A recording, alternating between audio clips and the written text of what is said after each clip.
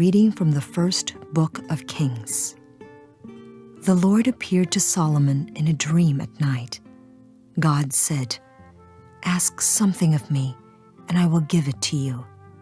Solomon answered, "O Lord, my God, you have made me, your servant, king, to succeed my father David.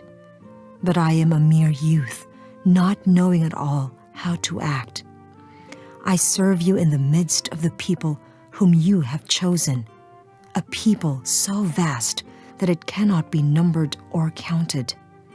Give your servant, therefore, an understanding heart to judge your people and to distinguish right from wrong. For who is able to govern this vast people of yours?" The Lord was pleased that Solomon made this request. So God said to him, "Because you have asked for this, not for a long life for yourself, nor for riches, nor for the life of your enemies, but for understanding, so that you may know what is right, I do as you requested. I give you a heart so wise and understanding that there has never been anyone like you up to now, and after you there will come no one to equal you." The word of the Lord. Our first reading for this Sunday is taken from the first book of Kings. Let us reflect on making the kingdom of God our top priority in life. Daily living is really based on making decisions about what is more important to be attended to. That's setting priorities. This should happen on a daily basis. This should happen also during our lifetime. Without a clear set of priorities, then we will have no direction in life. In our spiritual growth, the top priority is that God may reign, the kingdom of God. But how do we go about it? Choosing it as our top priority. In the first reading, the example of King Solomon is presented to us. Someone who at a young age has been called by God to assume a big responsibility to be the king of the people Israel. He is the successor of that great king, his father David. Imagine the insecurity of this young man. But we also appreciate his wisdom. As a young person, probably we could excuse Solomon for not having a clear set of priorities. We can always excuse him and say, well, what can we do? He is a young person. A young person, is privileged to have some sort of confusion about one's priorities. But through God's grace, Solomon gives us a model. He could have asked for riches. After all, he is king. He could have asked for a long life so that his reign would go extended for years and years. He could have asked for the life of his enemies. May they all die, so that he would be left alone to conquer and rule everything, all territories. Any king could have set that, one of those options, as a priority. But in the prayer of Solomon, he asked not for a long life, not for riches, not for an extension of his territory.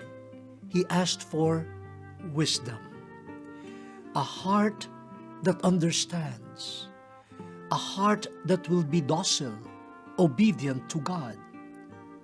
For what? Why was this the choice of Solomon? In his prayer, he tells God, I need this understanding heart so that I can govern your people with understanding, with justice, so that I can render service to you, my God, who is the real King of these people. But I am young. I am limited. But for me to be able to perform well as king, for me to be able to do my mission that came from you, my God, give me wisdom. God was very much pleased with Solomon. God was so pleased that He gave to Solomon a big share of wisdom so that no one could even surpass his understanding heart. And we know God also gave to Solomon what he had not asked for. Solomon, a man, a king with a clear set of priorities, coming from his awareness of his mission. He is now king, not of his own people, but king of God's people. So how could one rule over God's people? How could one be an agent of God who is king? That type of thinking led Solomon to ask for the best gift, the priority. Give me wisdom.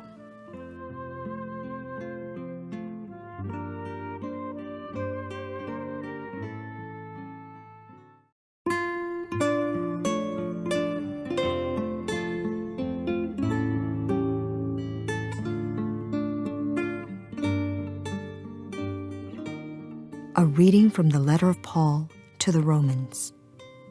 Brothers and sisters, we know that all things work for good for those who love God, who are called according to his purpose. For those he foreknew, he also predestined to be conformed to the image of his Son, so that he might be the firstborn among many brothers and sisters. And those he predestined, he also called. And those he called, he also justified. And those he justified, he also glorified. The word of the Lord. Our second reading for this Sunday is taken from the letter of St. Paul to the Romans. We have been reflecting on the kingdom of God as the top priority in our lives. All other things which may be valuable will remain valuable, but in terms of prioritizing them is the kingdom of God, the controlling supreme value in our lives.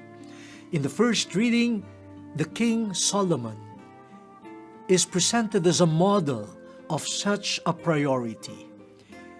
As a new king, he asked God for wisdom, an understanding heart, so that he could do his mission, which is to govern God's people. All the other things were incidental to him: riches, an extension of power, a long life. Those things were not the most important in the kingdom of God, so he chose the right one. Understanding, wisdom, in view of his mission as King of God's people. St. Paul, in the second reading, gives us a vision of Christian life, a vision that should define our priority. St. Paul tells us that we have been called by God. This is an important element of our life as human beings and as Christians. We have been called by God. Responding to that call should be our priority. All of our activities, all of our concerns should move towards the proper response to this fundamental call of God, that we belong to Him. This is another way of depicting the kingdom of God. God calls us as His own. We belong to Him. We are His kingdom. He is our King. Do we appreciate that? Do we appreciate this gift that comes from God, totally undeserved by us? And if we appreciate this gift, we will make that our priority. How can I be less unworthy of this calling? How can I respond to God, who calls me to be part of His kingdom? St. Paul tells us that one response, maybe the most important response, is love. We are called to love. That should be a priority in God's kingdom. While other things are important, in the end, using again the expression of St. Paul in his first letter to the Corinthians, everything will pass away. But the only thing that will endure is love. In God's kingdom, that is our priority. All other things should be done in love. Without love, all these things, no matter how good and important they are in themselves, they amount to nothing in the overall scheme of the kingdom of God. So, my dear brothers and sisters, what importance do we put to this calling? Do we make it the priority of our lives, not to waste God's calling, to respond to it in love? And God, according to St. Paul, has equipped those whom He has called. Those whom He has called, He has justified. And those whom He has justified, He will in turn glorify. What else could we ask God for? He provides us with everything that we need so that we could be worthy members of His kingdom. What do we do with His calling? Let us follow the lead of St. Paul. Let us make it our priority to live in love so that we could always belong to the kingdom of God.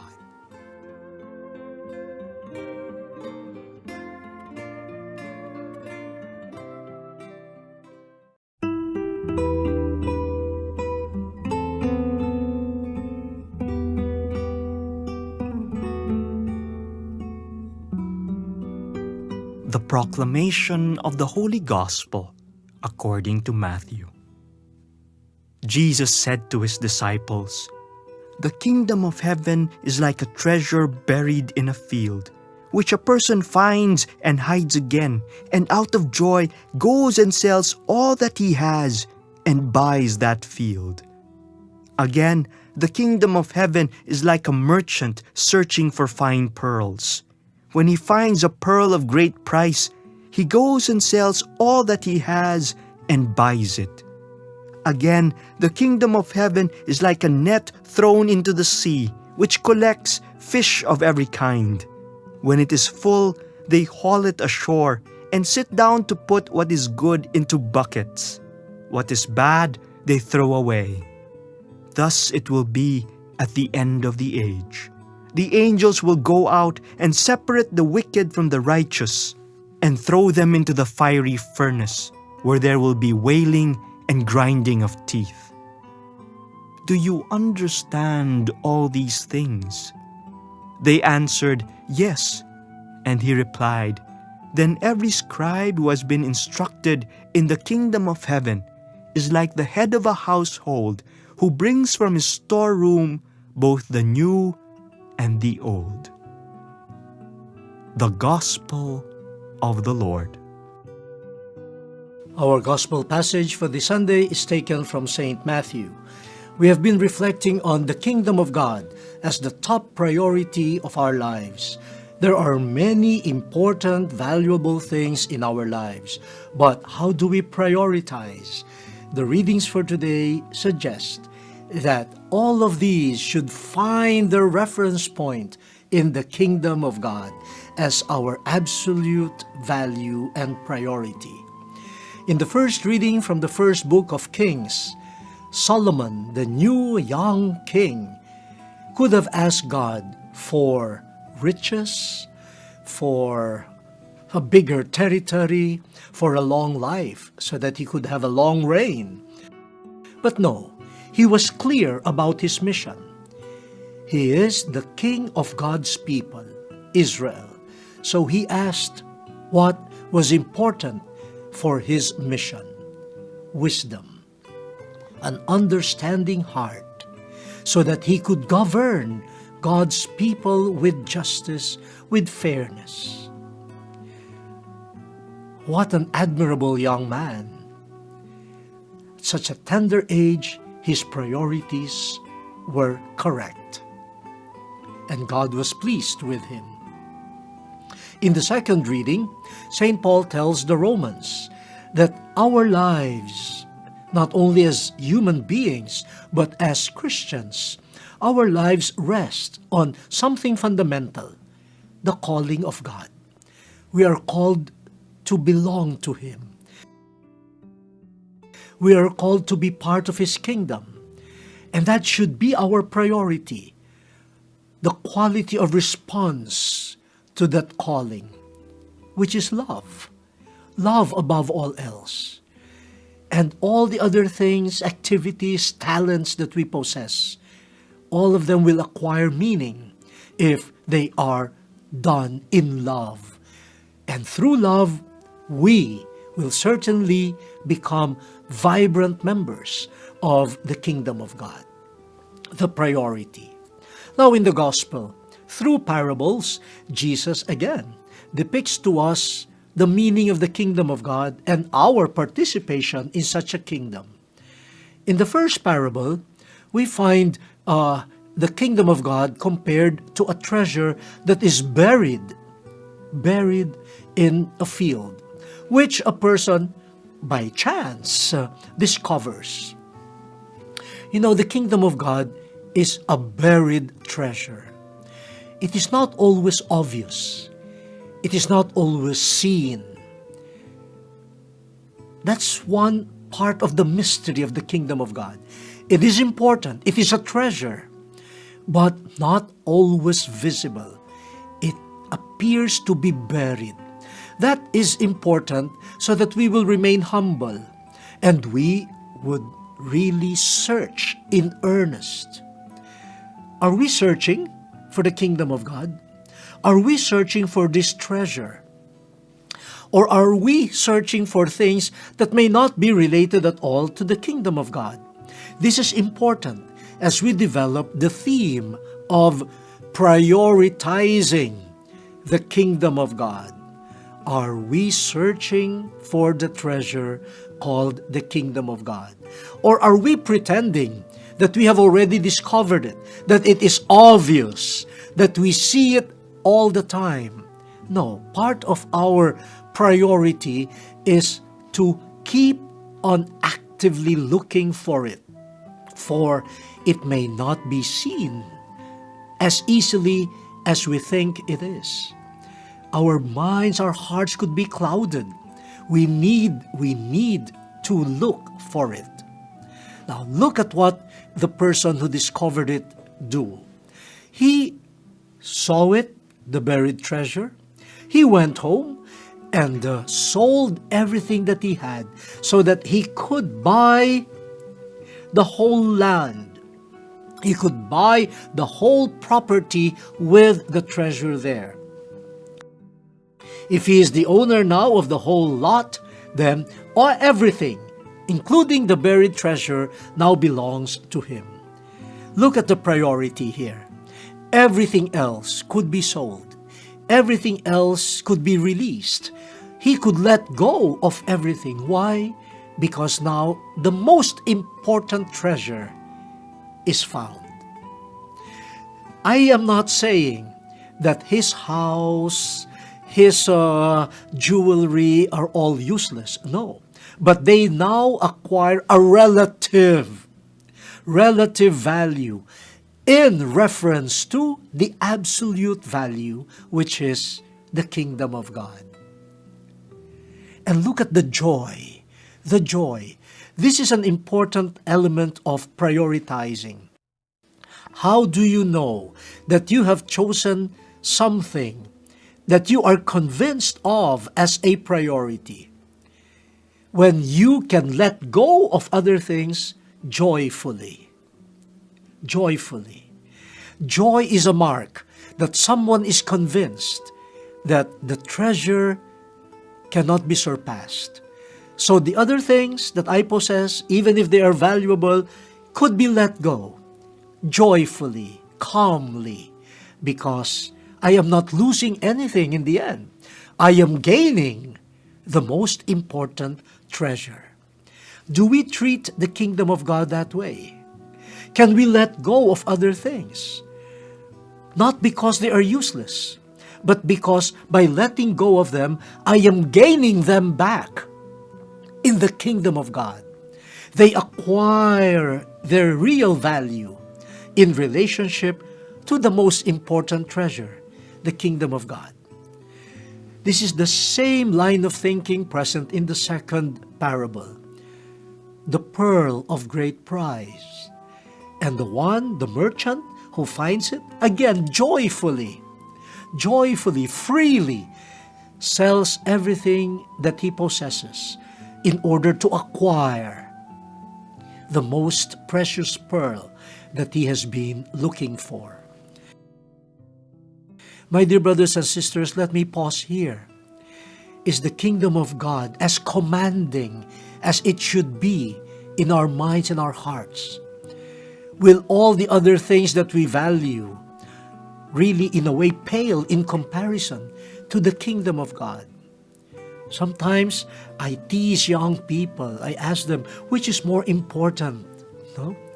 The kingdom of God or $50 million? They will say $50 million. Wow, but these are young people. Where did they learn that from? Maybe from the adults, telling them that what is more important is money rather than the kingdom of God. Now, this is a journey that we should all undergo. We should learn from Solomon. We should learn from St. Paul. Yes, there is something to give up, but there is so much to gain. You are not really giving up. You are gaining everything from the value, the supreme value of the kingdom of God. And in the end, in the third parable, at the end of time, we will be judged. Who would be counted among those who would belong to the kingdom, and who would be discarded? Well, those who chose the kingdom of God will belong to the kingdom of God. Those who did not find any value in the kingdom of God, probably God will say, well, why will you join us in the kingdom of God when you do not find it as valuable? So the time that we have here on earth is a time of discernment, clarity. Let us set our priorities right. The kingdom of God is of supreme value. All others acquire their value in reference to the kingdom of God. In a few days, we shall be celebrating the feast of Saint Ignatius of Loyola, the founder of the Society of Jesus. Someone who struggled through his own set of priorities. But in the end, after a painful but joyful process of conversion, he was given the light.